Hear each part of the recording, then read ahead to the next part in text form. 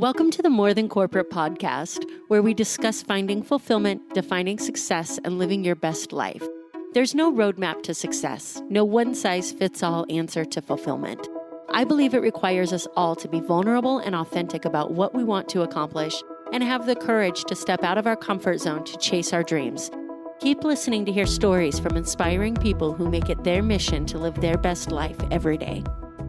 Welcome back to the show, everyone. My name is Amber Furman, and this is episode 24 of the More Than Corporate podcast. I'm super excited to have you tuned in for this episode where I had the opportunity to interview Hans Struzyna. Hans is able to provide some really cool insight based upon his experiences and where he's at now, and I'm super excited for you guys to listen to those and for him to be able to share those with you. Hans has a few lessons that he applies to everything that he does. First, he believes that all goals must be written down and visible on a daily basis. Second, he believes that there's no such thing as an overnight success, and consistent work is the only path to success. And third, he believes that everything is the way that it is because somebody made it that way. So to understand people is to understand why the world is the way that it is. He's applied these lessons to a 12-year rowing career that culminated as a member of the 2016 USA Olympic rowing team. After the Olympics, Hans found himself a little bit lost because he had been climbing this metaphorical mountain and training for the Olympics and rowing, and he found himself not really knowing what to do with his time and feeling lost for the first few months. He found real estate, got his real estate license, and he has been pursuing all avenues in the real estate business ever since. He's a real estate partner with a Wall Street Journal top 100 nationally ranked team called the Gunderman Group. They focus on advocacy, risk management, and exceeding clients' personal definitions of success. By staying true to those core values, they are the top team in the East Bay of the Bay Area, selling over $180 million per year, with over $1.5 billion sold in total, with an average price point of $1.2 million. He's fascinated by real estate investing and completed his first flip of a house within his first year in business. Hans and his wife also invest in out-of-state multifamily properties and are actively looking for the next few deals. He wants to share the value of creating your own path and building a life of freedom. He recently started a podcast called Another Way to Play. He believes that if you trade hours for dollars, you will never achieve true freedom in your life. He brings inspiration and practical content to listeners at their own personal crossroads by interviewing entrepreneurs, thought leaders, and industry experts to learn how they achieve freedom in their lives. He recently got married to the love of his life, who is also an Olympic rower and entrepreneur. She runs her own business and loves real estate investing, and they are actively building what they call their business and real estate empire. I am super excited for Hans to share with you some of the experiences that he's had through Olympic rowing and into his entrepreneurial journey and podcasting. So without further ado, let's go ahead and get into the interview with Hans. Thank you so much for coming on the show today. I really appreciate it. Amber, you're so welcome. My pleasure. I am glad to have you here and glad to have the audience being able to listen to you. So for those who don't know, Hans is an Olympian rower, a real estate investor. He also has a podcast called Another Way to Play. And he is a real estate partner at the Gunderman Group. And so he has a lot of experiences to be able to talk about today. What I'd like to do is have you just go ahead and start with what it was like growing up and take us back to kind of the early years of Hans. Absolutely. Well, again, thank you for the opportunity to be on the show. I'm absolutely thrilled to be here and really excited to share some of what I've learned with your audience. So getting back to the early years, one big thing that defined me was I was always athletic and always trying to compete at things and always wanting to win and succeed and get better, mostly in the sports world. But I was the kid who kind of grew late.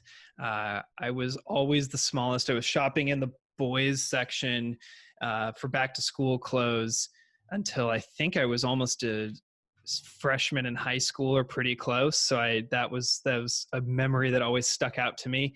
And it wasn't until much later that I grew. So I sort of developed this work ethic on and off the sports field that basically I knew I had to work really hard. I had to run really fast. I had to just show up at practice and give my best to like compete and be part of the team. And I think that defined me in a big way, relative to both my athletic successes as well as some academic and business successes later. Did you find your height being a disadvantage to you while you were playing sports and you had to kind of overcome that, or was it self-perceived?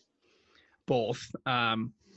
For example, when I played football, let's see, I started in fourth grade, so I was on the fifth grade team as my second year, and I was among the bigger kids. Like, no one was substantially bigger than anyone else at that point. But then I showed up for sixth grade tryouts, and all of a sudden I was in like the bottom third just on height and weight. And, everyone else kind of grew and I didn't. And so when you have sort of those height or weight disadvantages at that age, that's a huge difference. And that changes, just simply what position you play, but also the opportunities you potentially get. Because, the bigger kids are probably going to be a little better, a little faster, a little stronger than the smaller ones. Absolutely. Did you find yourself in a situation where you had natural athletic talent that made up for that, or was it a constant fighting for those positions to be able to be the best that you could be? I was definitely gifted with some athletic abilities. There's no question there. I was always reasonably fast runner. Always had, was relatively quick. And had a mind for the games that I was playing or the sports I was playing, so could pick them up mentally pretty quick and could put myself in pretty decent positions. But like most things in my life, nothing came immediately naturally to me. So then beyond that initial level of like, okay, you're like an athlete, you can sort of compete here.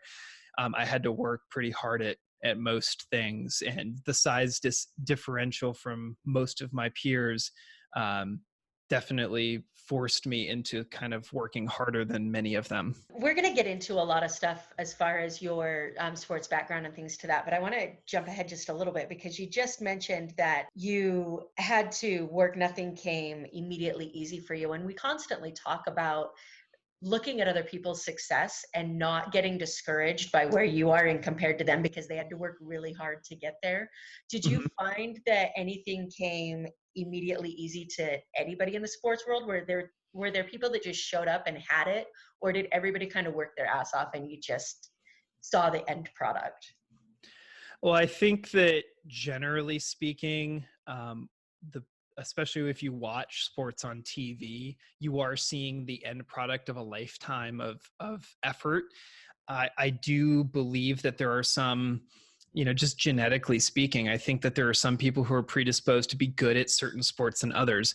My sport was absolutely none of the sports that I tried initially. I suppose I could have been very good at a lot of things, but turns out I have really, really large, like freakishly large lungs for my size, which is kind of a weird thing to say. Like I think there are over 9 liters of oxygen, like 9-liter lungs. I've been VO2 maxed and measured and stuff, which is absolutely perfect for like rowing and for cross country skiing. Like that is what you want. But I hadn't found that sort of niche of like that thing that my body was predisposed towards, but I was trying football and basketball and all that stuff. But to get to your broader point, regardless of the physical abilities, like, there's always the tall kid in school who's like, oh, you should play basketball because you're tall. Like, yes, there's a certain advantage inherently of being 5 inches taller than everyone else on the court, but to get beyond that to a higher level, you have to work. There's no question. Absolutely. Other than rowing, which we will find out was kind of your sweet spot for getting into the Olympics, but was there another sport that what was your favorite sport to play? Was it rowing or was it something else? Growing up, I really enjoyed football. And I was actually very good at it for my age. And then I broke my arm, and that totally changed my mentality around it. And, from there, I sort of lost my my same aggression and flying around the field hitting people and all that stuff, which in retrospect was probably good based on all the brain injury and concussion studies that have been coming out. But that was one I really enjoyed. And then one that I played a little bit but never got super into because I only picked it up as a senior was wrestling. By that point, I had grown and I had filled out and I was hitting the weights a lot. And so I was just physically pretty good, just a pretty good senior in high school athlete. And I could sort of pick up some of the moves as I went. But that's one I wish I would have started a little earlier because I found that to be so fun. Yeah, I grew up in a town where wrestling was big, and everybody seemed to really enjoy it. What was it about leaving football? Was it something that you didn't want to get hurt, or was it that having those injuries wasn't worth the passion that you had for the game? Gosh, I mean, we're talking about like 6th, 7th grade, so I don't know that I had. Well, part of it was my high school. I went to a small private high school. We didn't have a football team. And so it was not an option to play for the high school. So it was all club. And then you had to go try out for the local high school team if you wanted to go play at, a bigger level. And that ultimately, between the injury, my size issue, and just, focusing on trying track and trying basketball and some of these other things, I think that's just what steered me in the opposite direction. I only ask because, we hear conversations all the time about whether parents are going to continue, mothers predominantly, but whether they're going to continue to allow their kids to play football because of the risk versus the reward type of analysis. And so that was an interesting comment to me that you made. Absolutely. I mean, it's certainly a violent game that, you're putting up pads and tackling each other. It's just what it is. And I think everyone has to sort of try and make an educated decision for themselves. It's a fantastic game. And I never, like I said, got into it at a really deep level, and I'm learning more about the strategy and the different defenses and personnel packages and stuff. And I think that's really a cool sport for those reasons. But, to play it again is, I would have to think very seriously knowing what I know now, given all the data and all the studies that have been coming out. For sure.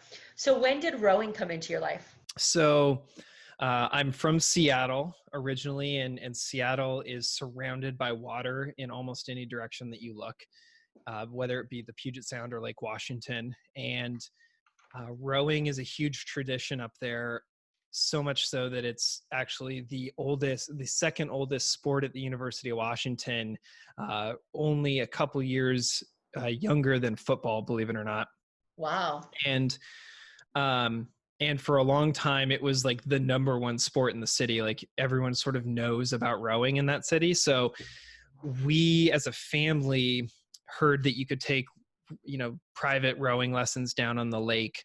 And we thought it would be fun to try that. So one summer before my sophomore year, wasn't really doing anything, sport wise over the summer. So we gave that a shot. And then that led, couple lessons there as a family led into joining the rec team, joining the fall program, and then just going from there. And was it something that immediately clicked for you, or did you have to kind of convince yourself that it was a good idea? It's funny.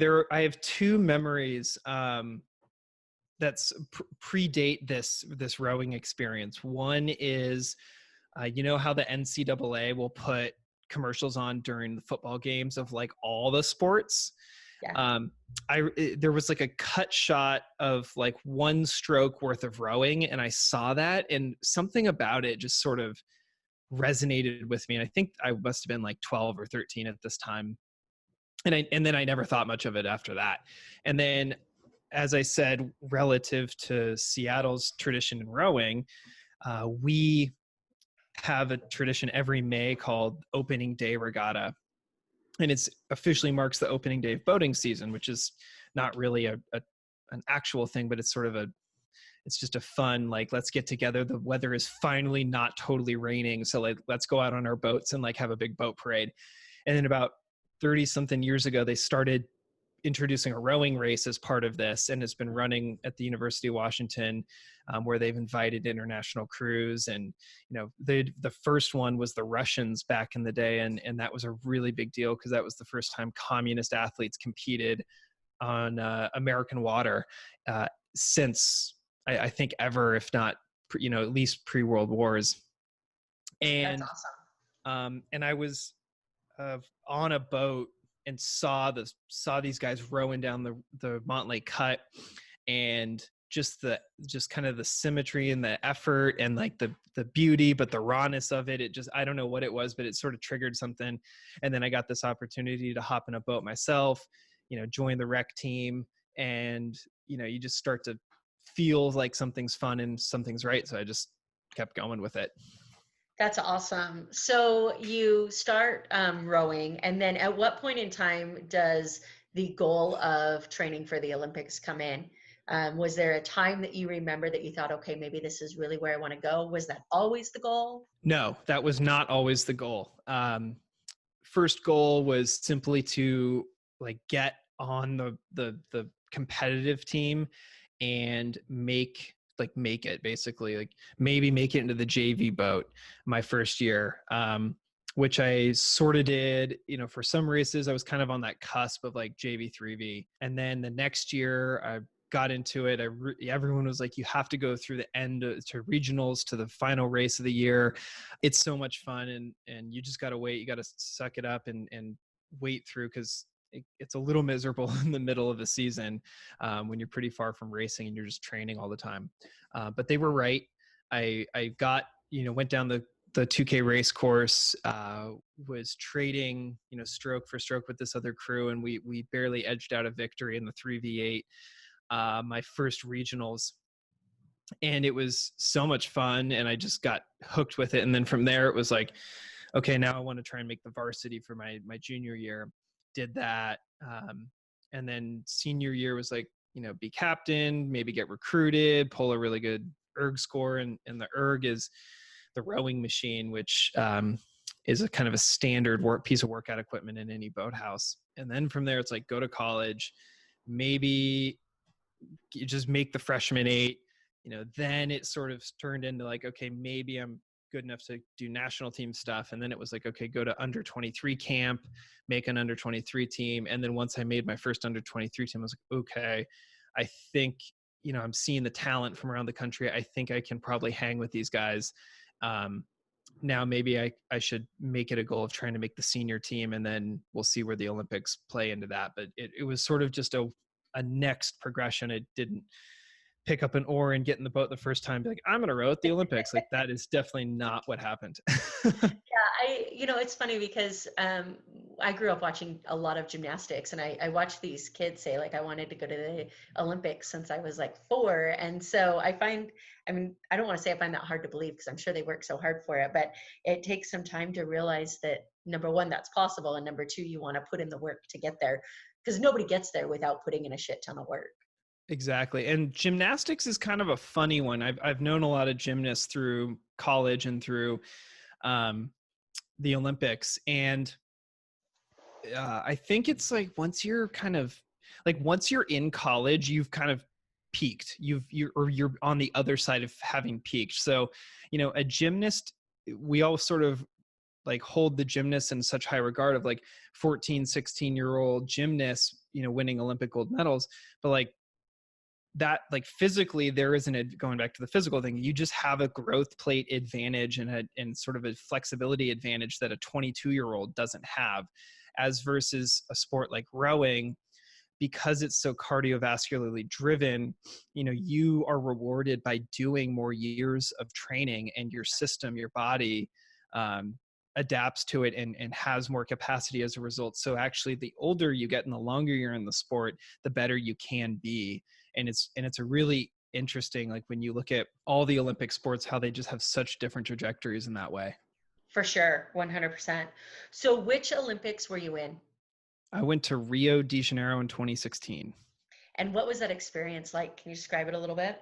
Yeah, it was both everything I thought it would be and unlike anything I had ever experienced at the same time.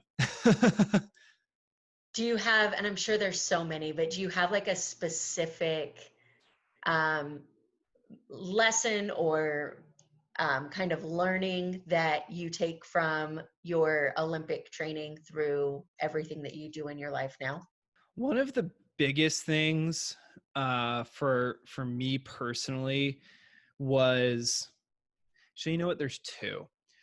One of them is that it to achieve anything on that level, whatever that means for you, takes a minimum amount of time.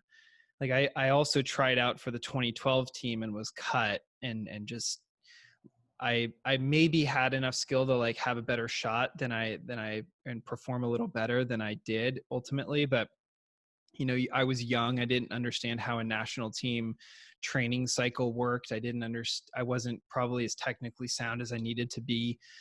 Physically, I maybe could have done it, but you know, having some experience and just understanding that it's not going to, like, one year you're going to start and then the next year you're going to be in the Olympics, like, probably not going to happen. Um, so understanding that these big goals take a minimum amount of time. And I like to use the example of a marathon. Like, the world record marathon's just over 2 hours. And it's like, oh my gosh, that's so fast. But then you think about that, that's 2 hours or 120 minutes of running as fast as you can for 24 miles or and change. It's like, you can't even fathom that. Like, a 3-hour marathon is screaming fast and it still takes 3 hours. Yeah. So that was one big one, that, as I even say this, like, I am totally guilty of wanting to, like, speed up the process and go faster than maybe I should. And some people would tell me I'm going really fast already, but I have to kind of take a step back and recalibrate my thoughts on what the amount of time it should take to be a great realtor or be a great investor, or what have you.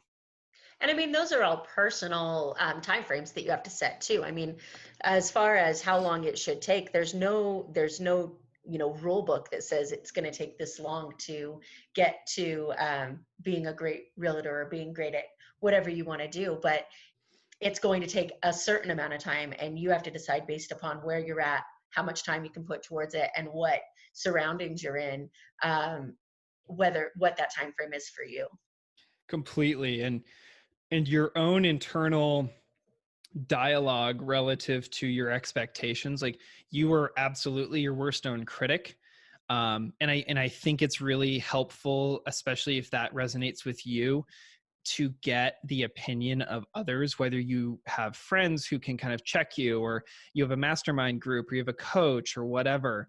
Like, having those outside opinions and having someone who's willing to, like, basically call you on your nonsense is really helpful. And obviously that's different for everybody. You don't want someone just talking shit to you the whole time. um, but having that outside perspective can be really important, especially in this entrepreneurship world. We can be basically pretty isolated on our own little islands and think that we should be doing better than we are, and then think our results are like, I'll take myself for example, like, I'm achieving closings and goals and metrics and numbers that I've been striving for the last handful of years, but then I'm like not satisfied with them. And someone actually yesterday told me, he's like, dude, take your cape off, you're 30, like, you're doing really well. Like, yes, we can probably find some areas that you can improve in, but like just take a second and recognize what you're doing. And so that really has been resonating with me over the last 24 hours of, just take a minute and appreciate where you are and what you've done, and get some outside perspective, which on the flip side is not to say, like, pull back on your goals and be cool with, like, whatever, rest on your laurels, so to say. Like, that's not what I'm saying at all, but bring some perspective into the conversation. I think it would be really healthy. It's healthy for me, at least.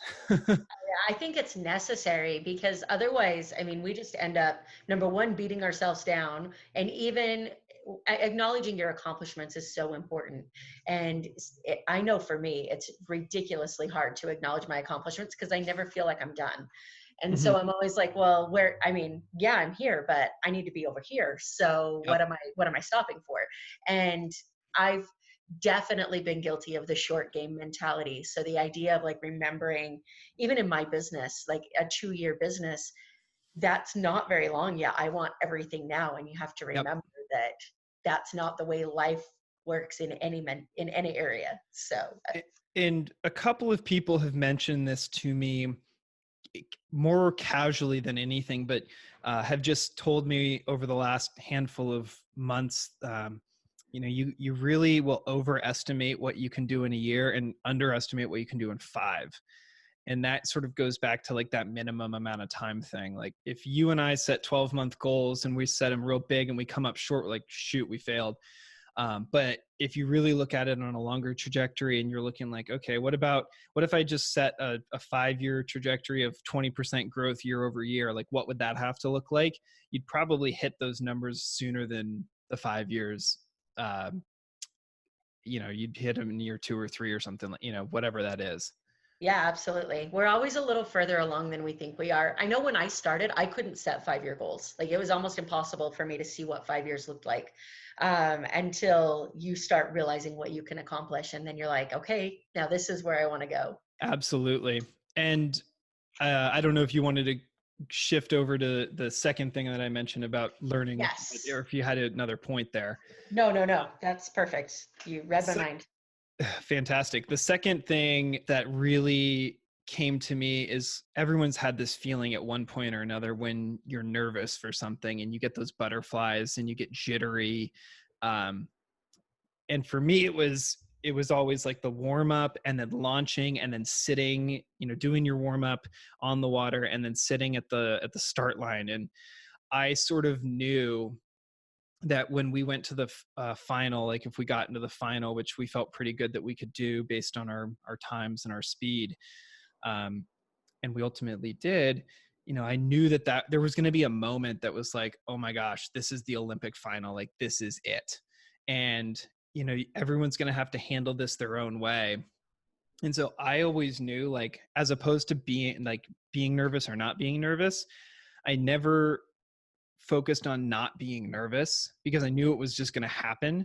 And so I always thought about uh, channeling those nerves or channeling the butterflies in one direction, which in this case was down the race course. And I have to give credit to my freshman coach and then ironically Olympic coach Luke McGee for that one.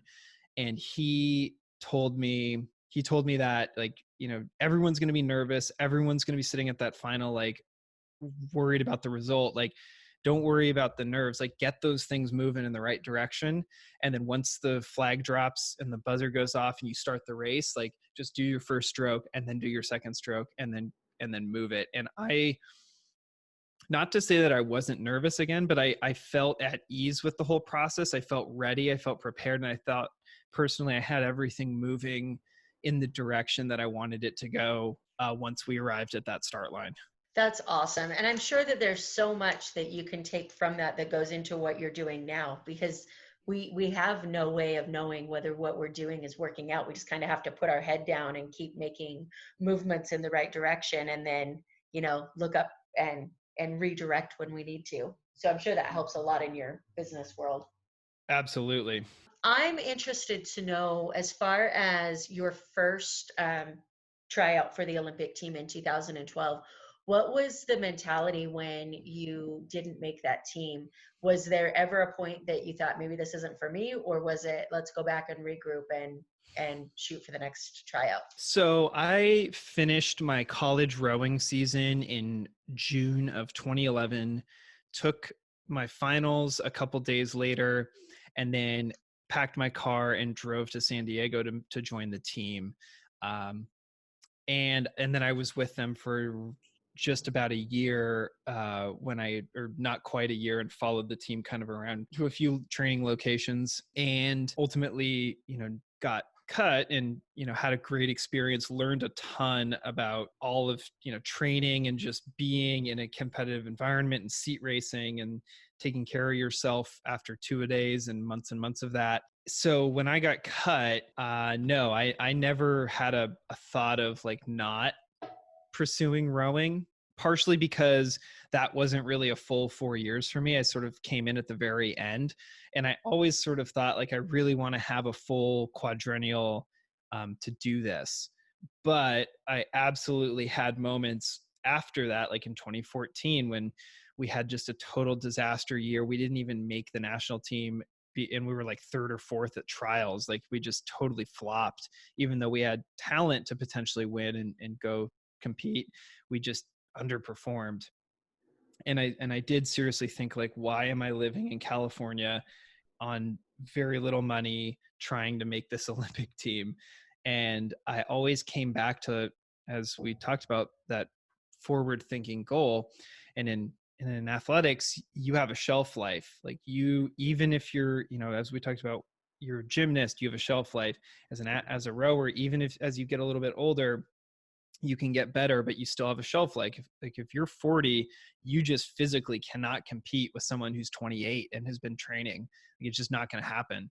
And so I always thought, like, if I'm 40 and just physically beyond my ability to do this, like, am I going to be satisfied with the work I've put in, and knowing that I put everything out on the table to achieve this? And the answer was every single time no. And when I came up against that, it was just a simple decision. It was like, well, I can't let this go yet. Like I haven't gotten everything out of this that I wanted. I haven't put everything into it that I want, that I know I'm capable of putting into it. I absolutely love that conversation with yourself. Like it's so important to have that. And it's so important to understand. I mean, people say, understand your why. And it sounds like such a kind of foo-foo mantra that self-development Mm-hmm. people say, but it is so important in everything you do. Yeah. And, like I said, I think everyone who, especially who pursues entrepreneurship in one way or another, feels like they have something deeper to offer, like something really big that they can do, whatever that is. And I think a lot of us, can easily run into those obstacles of like, well, someone else is already running a podcast like mine, or, oh, someone already started a business like this, or there's no room for me. Like, what can I add to the blah, blah, blah, blah, blah, like whatever. And if you want to be all results oriented, that's fine, but you're going to have a very binary relationship with success. It's either going to be success or fail. And more often than not, if it doesn't meet the exact definition of the goal, it's a fail, and that sucks, and you're probably going to get discouraged. To me, it's a little bit more about like, what am I capable of? Like, do I in my core feel like I'm getting everything out of here that I possibly can? And if the answer is yes, and then you've just found your limit, like, okay, like if I really truly gave everything I had to the Olympic Games and didn't make it, but I knew that I was the best version of myself and I put everything in that I could have, I probably would have been okay with that. To be totally honest with you, it would have sucked. Like I could have, of course I would have liked to make it, but in retrospect, I would have been okay. Knowing that I saw where my potential was, but I just knew that I was able to do it, frankly. And that's what kept me going. That's awesome. So you, when you competed in the Olympics, did you have your team that you competed with all along? Was the team formed? Did you guys pick it before, or? It was a team that had been together for a while. We had, more or less, the core group had been training together for at least 4 years, and unfortunately had a poor performance in 2015.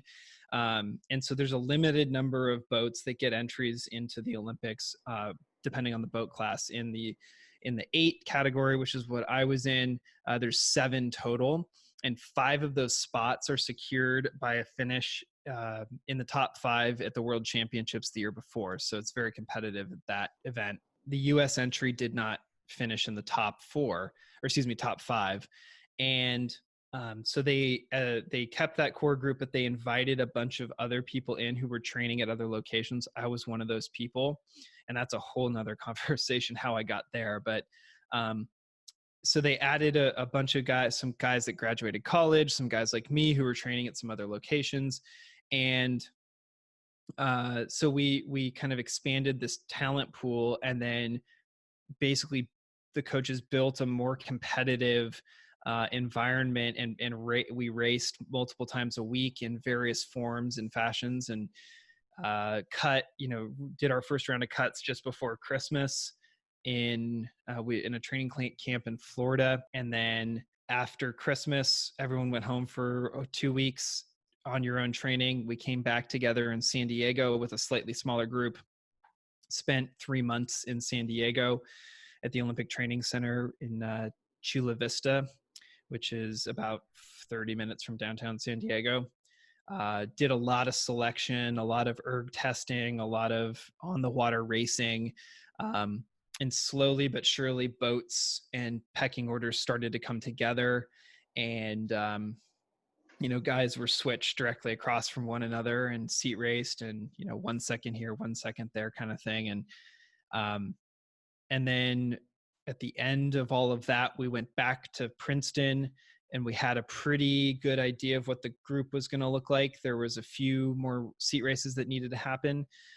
They did those seat races, and ultimately, after a couple days of selection in that, back in Princeton, New Jersey, that's when they decided to finalize the crew. And that was actually a little bit early than is typical, because we didn't qualify the year before.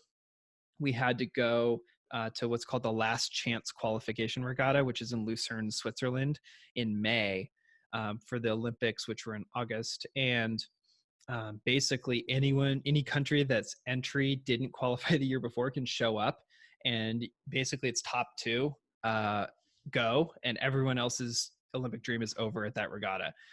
And so there's a lot riding on that race. And so we went and we won by 1/10 of a second. Oh, wow. And it was just an unbelievable, like there were 3 boats within like a quarter second. It was a barn burner at the end. And we came out on top of that and got to go as a result.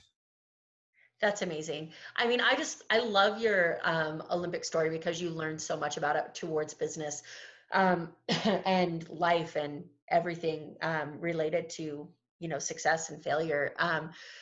What was the transition like into real estate? Did you immediately move into the real estate world? How did you find that?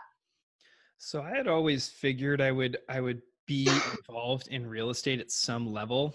That's largely because my grandfather was a big real estate developer in Seattle. 2 of my uncles were in the business. As a result of that, my dad was an attorney, and he specialized in real estate and business law. So it was always sort of around me growing up. And I always figured I would get in on the commercial side, but actually through a variety of training camps over the years that I had done down in San Diego, I had stayed with this couple through Airbnb, and they at the time were flipping houses, and they were licensed realtors, and they were doing some really interesting investment stuff. So I was like, hey, what do you guys do? And when I was staying with them, they were both home, middle of the day. She was doing outrigger canoe paddling pretty competitively, but at an amateur level. He was training for an Ironman. They had 3 kids. I was like, this seems like a pretty cool lifestyle. What do they do? And just stayed in touch with them. And long story short is, after the Olympics, they offered to, bring me into their system and, teach me what they were doing. And from the agent side, but also the investment side. And I felt like, hey, I'm not really ready to go hop into an office. This seems pretty flexible if I wanted to go back to training, and said yes. And that was sort of the catalyst launching me into the residential real estate side. That's pretty cool that those 2 worlds kind of meshed for you, between the fitness side and the real estate business side. What has been your favorite part of being involved in the real estate so far? Gosh, my favorite part. I like a couple of things. The overarching thing that I love is how dynamic all of these transactions are. Even if you've done a deal with the same buyer, the same seller, the same agents, or the same relative circumstances, it's going to find a way to be different. And it's so you really can't phone it in at any given point, because of how fluid and dynamic it is. Plus, The market's always changing, especially around here in the Bay Area. People are always coming and going. Interest rates are up or they're down. Tech money's in, it's out, it's up, it's, whatever. There's always some crazy stuff going on that you sort of have to take into account relative to writing offers or selling property. So that's really fun. Plus, I love all the verticals and all the different ways you can be involved, whether it's as an agent, or you want to flip some houses, or you want to do a house hack where you buy a crappy house, you fix it up and you sell it 2 years later with no capital gains, or, you buy a duplex, live in one, rent the other, cover your costs, whatever it is. Like, there's so many ways to be involved in the space that take little to no experience, all the way up to like syndicating, $100 million apartment portfolios, and, being at a very institutional level. Like, there's a variety of ways to be involved. Yeah, I think people forget that when it comes to the real estate world, because you think that if you're going to be involved in real estate, you either have to be an agent or a broker, or you have to be involved in owning these multi-million-dollar deals. People forget that there's so many other diverse ways to be involved. And Completely. there's, did you go to Rise this year in LA? I did not. I am going next year though. It was a fantastic event, but I went having no interest in real estate. And that was one of the things that really stuck out to me, is how diverse it is and how much you can be involved with whatever resources you have at that point in time. You can find a way to be involved and make it a business opportunity for yourself. And even if you personally don't care to go like walk properties and read reports and comps and all that stuff, like, you can go partner with somebody who, like myself, wants to do all that work, and is like, if you bring some money into the equation, and are willing to sort of learn how to underwrite some of this stuff, that's great, and understand it for yourself. And then you can partner with someone who's willing to go do the legwork and go get the financing and do all the other stuff, and be involved, diversify your portfolio, get a solid return on whatever your cash is, and be involved very passively too.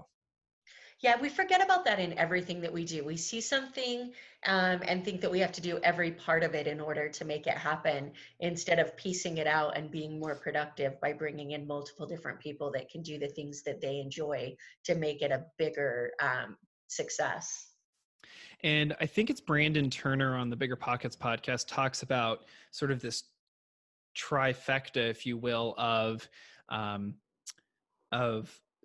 skills you need to invest in real estate. And I think this is applicable to more than just real estate, but you need money, you need hustle, and you need knowledge, or the hustle could go for time.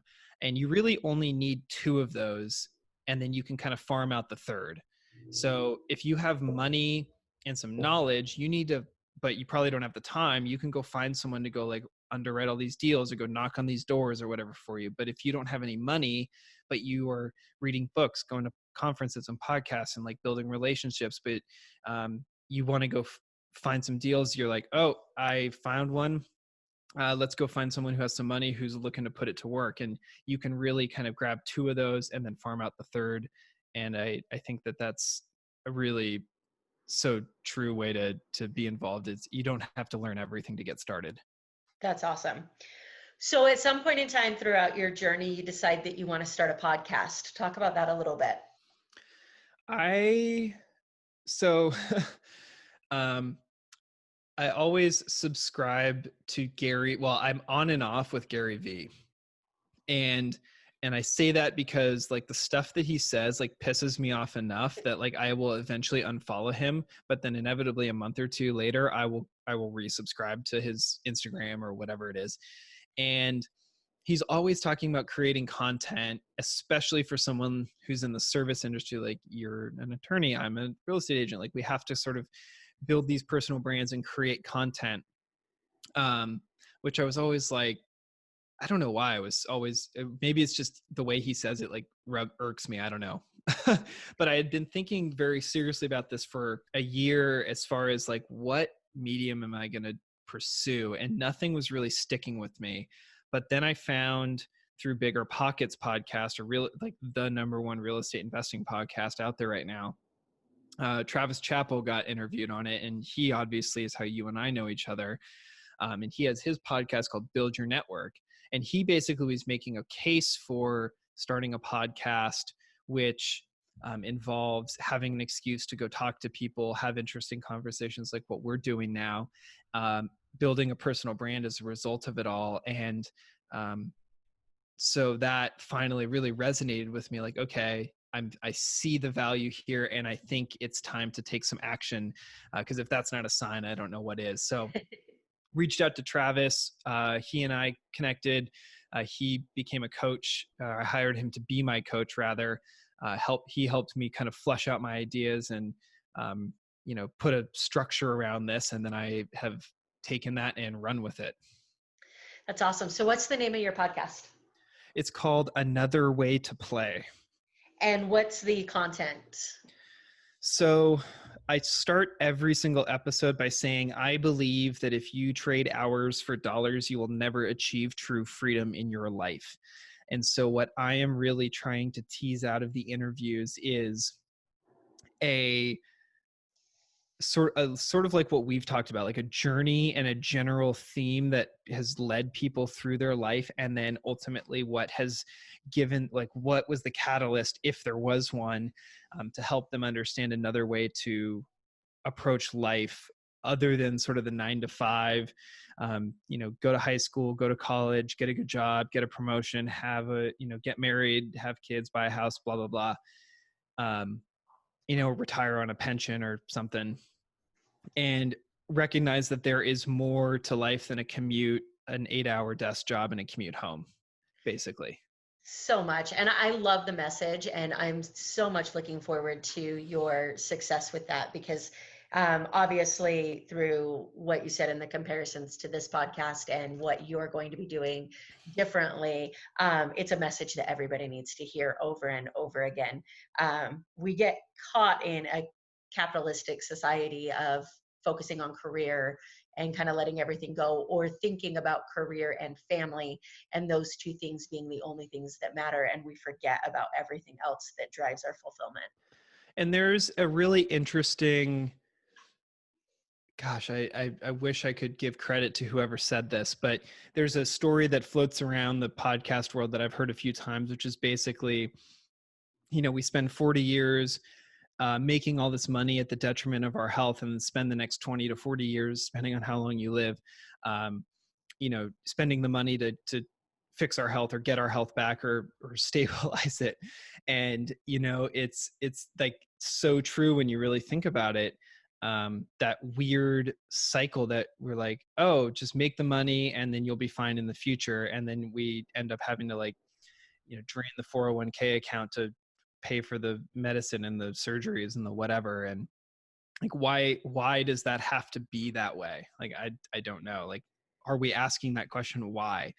And that's something that I'm hoping guests of my show, and probably your show too, and people listening, are beginning to ask themselves, like, why are we doing it this way? And is this the only way, in my case, to play? Like, is this the only way to do it? And frankly, the answer is absolutely not. There are a lot of ways to do it. And through my show and your show, we're hopefully offering some inspiration, some insight on what those other ways are, and the way people have thought through and then executed on living those alternative, quote unquote, alternative lifestyles.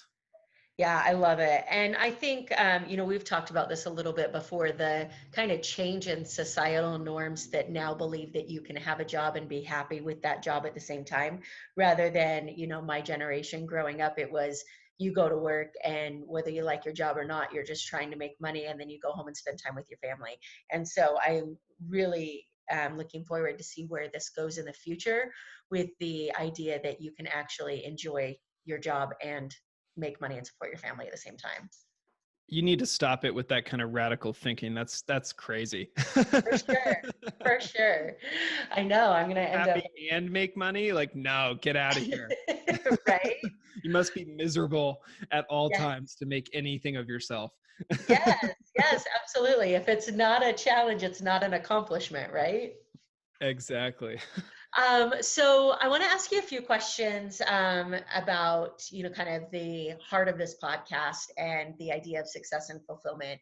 I'm interested to know what your definition of success is and whether that's changed for you throughout your life.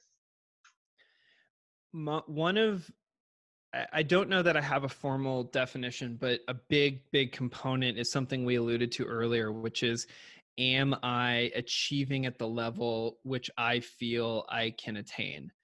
And I recognize that that is both empowering and disempowering at the same time, because if I feel that I have more capacity than what I'm providing right now, it can be inspiring, but it can also be a huge negative and make me feel basically like crap, like I'm not doing what I need to do.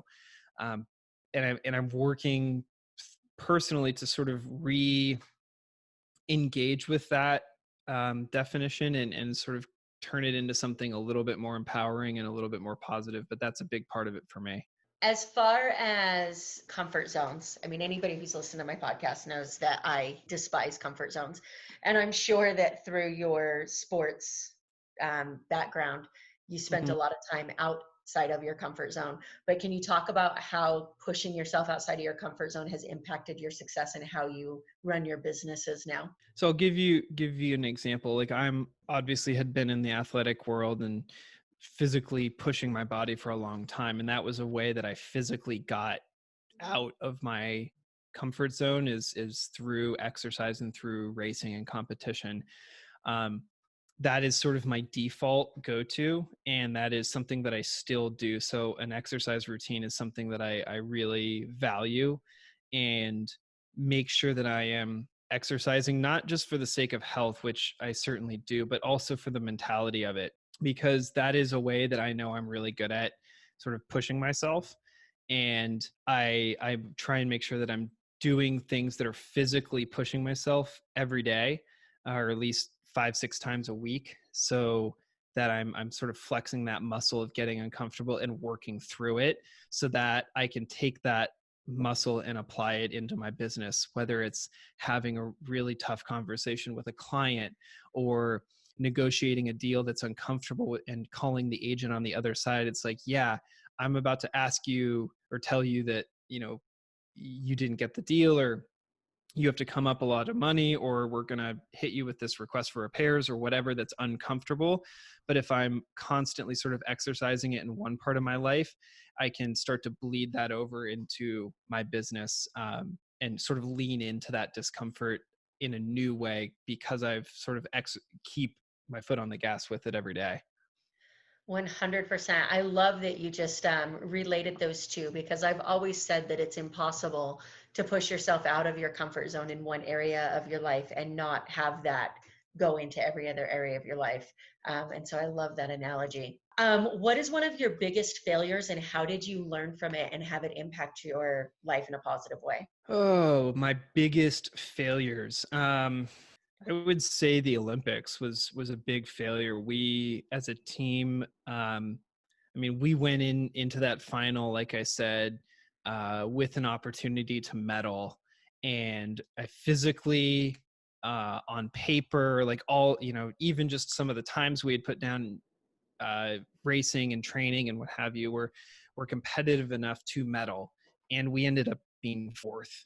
And that was largely because we just did not have our best race on that day. And that stuck with me for a long time, and I had to really work through that. And I think that personally was a catalyst for me to both recognize some of the insecurities I had around my identity and how I had attached it to rowing, but also to work through, like, what does failure mean? Like, does the fact that I didn't medal at the Olympics mean that the entire 12-year rowing career was a failure? Or is it just like, can I detach from that result for a second and look at all the positive things that have come through rowing? Both, just, I mean, my wife came through rowing, a bunch of friendships, my physical condition, the fact that I went to college and I got to train and race all over the world, like, met all these amazing people. I was the best man in a guy from Serbia's wedding. Like, you know, how does that happen? Were it not for rowing, stuff like that. And, you know, looking at like the bigger picture here and recognizing like, yeah, it would be really cool to have a medal, but I'd still be the same exact person with or without the medal. And like, yeah, that would have been cool to like have that validated in that way. And I still think like if we would have re-raced it and we would have really had our best race, we could have done it. But that's why you race it on the day. You get one shot and you do it. It's so important to realize that, because so many people, they need to step back and realize that they're the same person. I love that you just said I'm the same person with or without the medal, because we forget that and we get our identity tied to whatever we're working towards, our education, our finances, whatever it is we're working for, and we forget that that doesn't define who we are. There's a book I read recently called Win Bigly by Scott Adams. He's the author of Dilbert, for those of you who haven't heard of him. And aside from having an absolutely hysterical writing style, which I really emulate, I would love to write like him. He has a really great portion of this book that talks about how goals are for losers. And of course, that's like a clickbait sort of thing to throw out there, but he said goals are for losers, systems are for winners. And he basically talks about detaching from the result because it has a binary relationship to success. Like you either you lose the weight or you don't. You hit the finance, like you make the amount of money, you close the deal, or you don't. And you either, it's a yes or a no, as opposed to the system. It's like, okay, if I'm going to try and lose 20 pounds, I need to have a system of like, I'm going to go to the gym for 30 minutes every day and I'm going to like cut this thing out of my diet. And like, am I hitting the system? And then it's like, regardless of whether you lose the 20 pounds, like the success relies on the system and sort of following it, as opposed to like losing the 20. Absolutely. I love it. I'm going to have to check out that book. It sounds amazing. Do it. I will. It'll be next on my reading list. So before we end, I want to do just a quick random round and let everybody get to know you just a little bit more, if that's okay with you. Fantastic. Can't wait. All right. Other than what you're doing now, the multiple things you're doing now, what profession do you think would be fun to attempt? Definitely like a paid professional athlete, like someone who can actually make a living for a sport. Like that would be pretty fun. Were it not for that, I honestly think I'm doing something that I would really like to be doing. I'm definitely interested in the apartment syndication space. So I'm working towards that, but that is just from a knowledge-based standpoint, but that is something that I'm looking forward to getting into. Awesome. If you could time travel, where would you go and why? I have a lot of thoughts about this answer, and I think the one that I'm thinking of right now is going into the just being a fly on the wall in the planning rooms of the generals and everybody for D-Day, and deciding like how and when they were going to invade Nazi-controlled Europe, and knowing that like that operation's success or failure could hold, you know, the free world in the balance. And I would want to be in, like, see what that was like and understand the thought process and what they were going through. So that's my answer. Love it. What personality trait has been the most helpful to you throughout your journey? Personality trait that has been most helpful through my journey, I think, is my work ethic and my ability to work really hard, which has also been a bit of a detriment in some cases, because I'm really good at like muscling things and controlling things through, whether it's a transaction through escrow or a, you know, rowing boat. And learning to, and then I've as a result had to learn how to be a little bit more finesse and like delegate and that sort of thing. And but I think the work ethic has gotten me a lot. Awesome. And then what are you reading right now? Are you reading or listening to anything that motivates you right now? I've got two that I'm reading right now. One is a Joe Fairless book on apartment syndication. And like I said, I'm working to educate myself on that whole side of the business and learn more, because it's something that I think I want to be involved in at some point. But the other one that is less of a how-to for apartment syndicators and more of a leadership book is called Good to Great by Jim Collins. I am just, every time I open it, I get real excited, and it's sort of a page turner, but it's dense, so you're not turning pages all that often. But the insights in it are just fascinating, and the research behind it is just amazing. They went so deep and took 5 years to write this book just because all the research was so thick and dense, and there's so much in there to unpack. And I think that I'm in the process of sort of building a book list of things that I want to read every year. And that is so far one of those books that's going to go on it. All right. So before we end and wrap up today, where can people find you on social media if they want to follow up on what you're doing with your business, with your podcast? Instagram is my number one go-to at the moment. And my handle is Chief Snah, SNAH, which is Hans backwards. Awesome. All right, we will go ahead and throw that in the show notes. And if anybody is interested in obviously learning more about you, they need to absolutely go check out your podcast. It's going to be fantastic. Thank you so much for tuning into this episode of the show. I hope that something that was said resonated with you or provided value to you in one way or another. I'd love to hear more about your thoughts on the show. You can reach out to me on Facebook or Instagram at Amber Furman. Also, I've created a Facebook community for followers of the show to interact with me and other members of the community. You can find that on Facebook at More Than Corporate. So go ahead and join that group if you'd like to stay up to date on podcast happenings and meet some really cool people. Again, thanks so much for tuning in.